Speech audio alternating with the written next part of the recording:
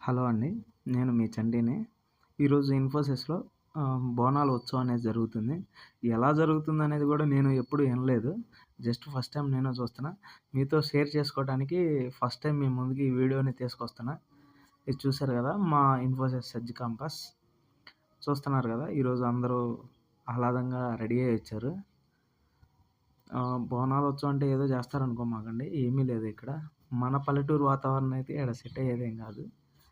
ఇక్కడ అందరూ డీసీ హెడ్‌లు అందరూ ఉన్నారు. తర్వాత లేడీస్ అందరూ కలిసి బోనం ఎత్తారు. ఇట్లా జరుగుతా ఉంది.